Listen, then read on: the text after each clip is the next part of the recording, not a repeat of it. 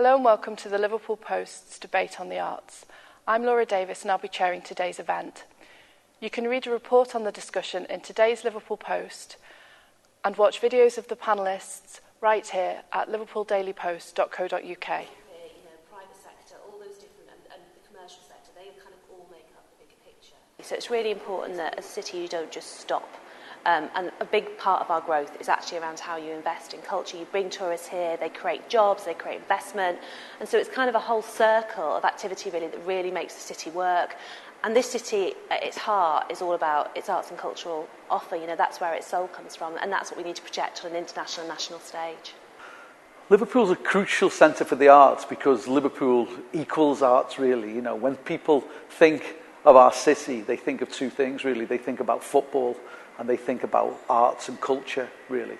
So if we accept that, then we need to accept that arts and culture, and music and theatre and all those great things are the absolute heartbeats of what we do. Some cities are great at doing textiles, some cities are great at doing steel. Liverpool has a history, as long as we can go back, of great art and culture. So we need to recognise what our strengths are, celebrate those strengths and look about how we can make that offer as strong as possible, because it's our duty to do so. Liverpool has, first of all, an extraordinary architectural offer. So the city and the history of architecture in the city is really amazing and tells an incredible story, not only of the history of the industry of the city, but it's the kind of the history of architecture. And then in addition to that, it has an arts ecology. So there is a really rich cultural offer in the institutions that are based in the city. We have the second largest cultural offer to London. And so that provides a foundation on which something such as the UK Biennial of Contemporary Art can sit. What we're trying not to do is to be forced into doing less, but looking at how we can do things differently. And particularly collaboration is a major element of that. So, for example, we're working at the moment with Nottingham Playhouse on the Kite Runner that's coming up this summer. We're working with English Touring Theatre on the Misanthrope that's now touring around the country. We're working with the Tricycle on taking the Matchbox to London. And collaboration is a real way of sharing resources.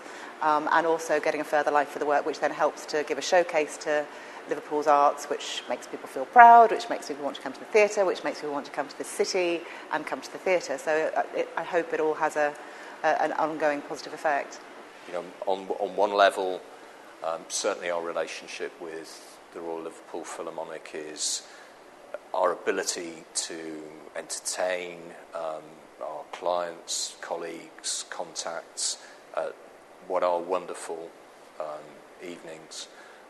But then it goes deeper than that, understanding the long-term aims of both parties and how we can work together. And I think we've got a model that continues to evolve.